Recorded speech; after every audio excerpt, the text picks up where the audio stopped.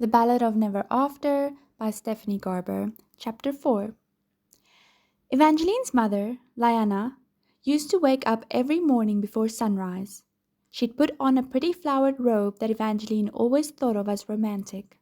Then she'd tiptoe delicately down the stairs and quietly slip into the study, where she would sit beside the crackling fireplace and read. Liana Fox believed in starting the day with a story. When Evangeline had been little, she would often wake up early as well, not wanting to miss out on any of the magic with which her mother always seemed to be surrounded. Evangeline would follow her to the study, then curl up in her lap and promptly fall back to sleep. Eventually, Evangeline grew too old for laps, but she also became better at staying awake, and so her mother began to read her stories out loud. Some tales were brief, while others took days or weeks to get through. One book, a great tome etched in gold foil that came all the way from the Southern Isles, took an entire 6 months to read, and when Liana reached the last page of every story, she never said "the end." Instead, she always turned to Evangeline and asked, "What do you suppose happens next?" "They live happily ever after," Evangeline usually proclaimed. Most characters, she believed, deserved it after all they'd been through. Her mother, however, felt differently. She believed most characters would stay happy for now, but not forever. Then she'd point out things that would certainly work to wreak havoc in their future. The apprentice to the villain who was still alive, the evil stepsister who'd been forgiven but was still out there somewhere waiting to attack once more, the wish that had come true but wasn't quite paid for, the seed that had been planted but had not yet to grow. "So you think they're all doomed?" Evangeline would ask. Then her mother would smile, sweet and warm as fresh sugar pie. "Not at all, my precious girl. I think there's a happy ending for everyone, but I don't think these endings always follow the last page of a book, or that everyone is guaranteed to find their happily ever after. Happy endings can be caught, but they can be difficult to hold on to. They are dreams that want to escape the night. They are treasure with wings. They are wild, feral, reckless things that need to be constantly chased, or they will certainly run away." Evangeline had not wanted to believe her mother then, but she believed her now. Evangeline swore she could hear the pitter-patter of her happy ending running further away from her as she exited Lala's flat. She wanted to chase after it, but for a moment she just stood there, breathing in the cold northern air and wishing she could curl up on her mother's lap once more. She still missed her fiercely. She wondered what her mother would have said she should do. Evangeline had vowed to never open the Valerie Arch for Jax, but Lala's words were making her question herself. "The Valerie does not hold what you think. If I were you, I would open the arch." It seemed clear to Evangeline that her friend must have believed the version of the story that said the Valerie was a magical treasure chest, but even treasures could be dangerous. And what if Lala was wrong? There were others, like Apollo's brother, Tiberius, who had been so determined to keep the Valerie Arch locked that he tried to kill Evangeline. Tiberius had actually tried twice. But did Tiberius even know what hid on the other side of the arch? Or did he just fear it because he chose to believe the version of the story that said it contained an abomination? Evangeline should have probably been afraid as well, but if she was being honest with herself, it was no longer the unknown contents of the Valerie that most frightened her. It was the idea of partnering with Jax to save Apollo. Evangeline couldn't and wouldn't do that again. She had never kissed the Prince of Hearts, but she had learned that his bargains were much like his fatal kiss, magical and utterly destructive. She'd make a deal with almost anyone else before entering into another partnership with him. "Any luck?" Havelock asked when they were safely in the carriage. Evangeline shook her head. "Maybe we should consider telling the new heir about Apollo's condition to buy us more time to search for a cure. If half the stories about Lucian are true, he may wait to take Apollo's place as prince." Havelock snorted. "No one is as good as they make this Lucian sound. If we tell him the truth, at best he'll lock Apollo away for his safety, and you'll never see him again. At worst, and far more likely, the new heir will have Apollo killed quietly, and then he'll do the same to you." Evangeline wanted to argue, but she feared Havelock was right. The only certain way to save Apollo was to find a way to waking up before tomorrow. Tick, tock, tick, tock. There was no clock in the carriage, but Evangeline could hear the time slipping away. Or maybe time was friends with Jack's, and it was taunting her too. Wolf Hall, famed royal castle of the magnificent north, looked partly fairy tale, part forest, as if the first king and queen of the north had not agreed on what it should be. There was a great deal of heavy protective stone, but there were also decorative paints that brightened the doorways, and some of the stones on the ground had intricate carvings of plants and flowers along with reminders of what they were for. Pegasus clover, for forgetting, angelweed, for a good night's sleep, grey silkweed, for sorrow, spirit hibiscus, for mourning, unicorn holly, for celebrating, winterberries, for welcoming. When Evangeline had left the castle that morning, bows of grey silkweed and bouquets of spirit hibiscus had been everywhere, but now they'd been replaced with bright red wreaths of unicorn holly. Evangeline's stomach dropped at the sight of it. In the magnificent north, morning ended as soon as a new heir was officially named, which was supposed to happen the following day, although from the altered state of Wolf Hall, it almost felt as if the new heir had already taken Apollo's place. Evangeline heard minstrels singing of Lucian the Great, and the servants had done away with their black mourning outfits, replacing them with crisp white aprons. A few of the maids around Evangeline's age had festive winterberry sprigs in their braids and colour on their cheeks and lips, and all of them seemed to be whispering, "I've heard he's young, I've heard he's tall, I've heard he's handsomer than Prince Apollo." Evangeline's stomach cramped in tighter knots with every word. She knew she couldn't fault these young men and women. People needed reasons to celebrate. Mourning was important, but it couldn't go on forever. She just wished she had more time. At least there was still one day left before Lucian actually arrived, even if that didn't feel like nearly enough. Evangeline took a shuddering breath as the hallway she and Havelock travelled grew dimmer and cooler. Moments later, they reached the splintered trap-door that would lead them to Apollo. It always unnerved Evangeline that the door wasn't directly watched by a guard, but leaving a lone soldier in the middle of an empty hall seemed too suspicious. Instead, a trusted member of the royal guard waited in the room at the bottom of the stairs. The small, hidden chamber was nicer than the first time that she'd visited. Evangeline didn't know if Apollo was aware of his surroundings, but just in case he was, she'd asked his guard to bring some life into the little room.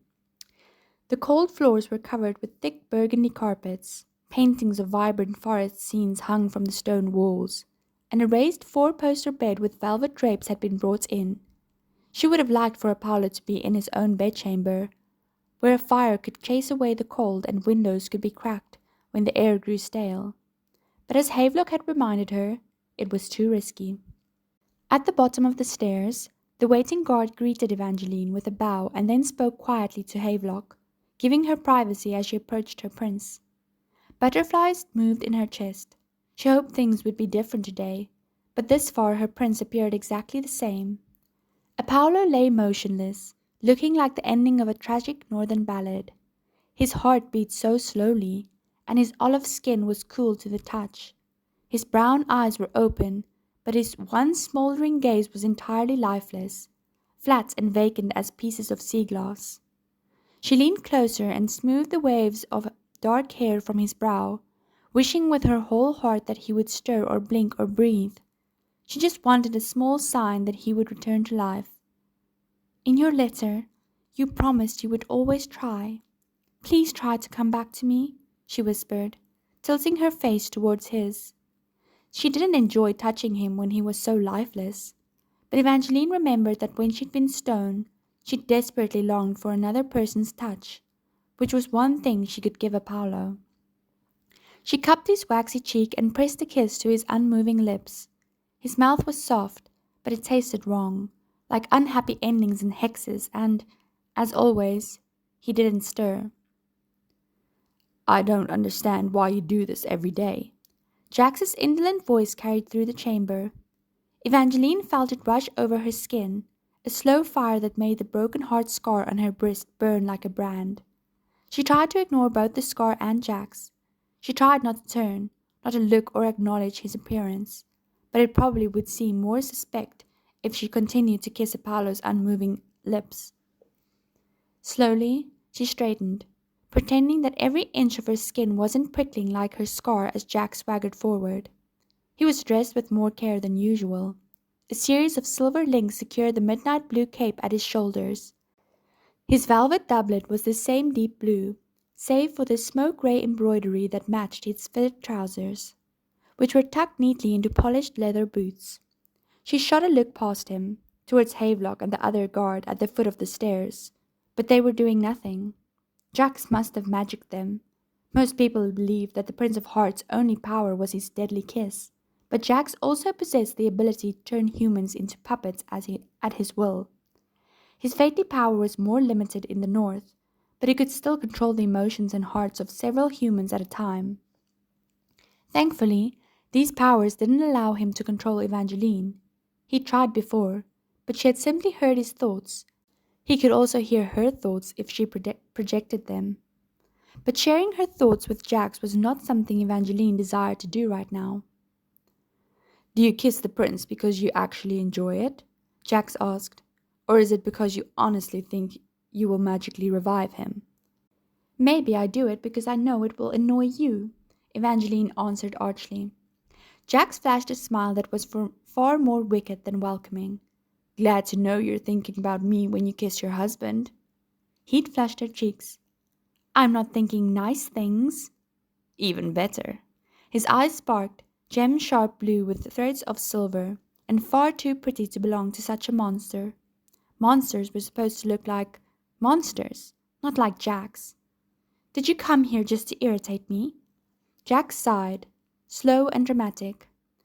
"I'm not your enemy, little fox.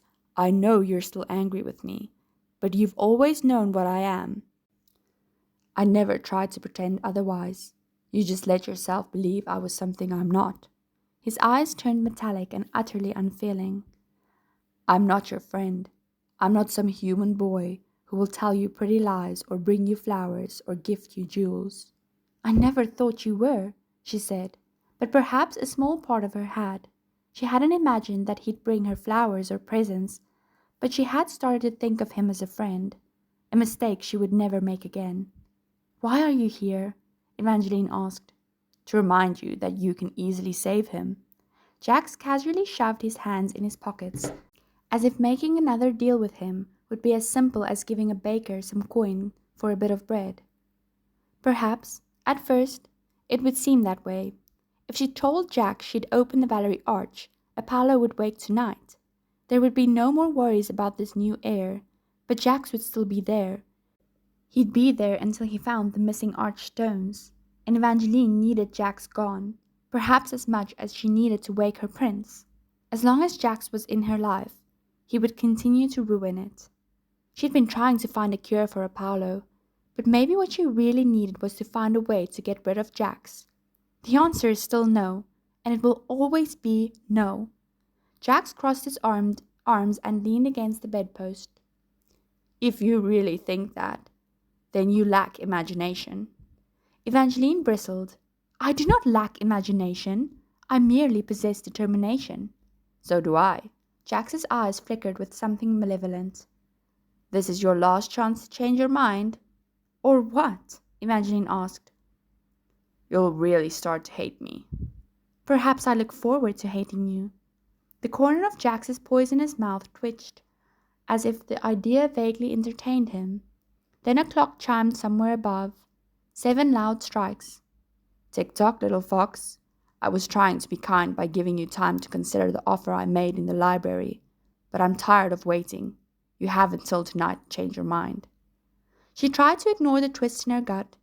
If putting Apollo in a state of suspended sleep was Jax's kind way of trying to persuade her, she dreaded what else he might do after tonight, and yet she still couldn't imagine that partnering with him again would leave her better off.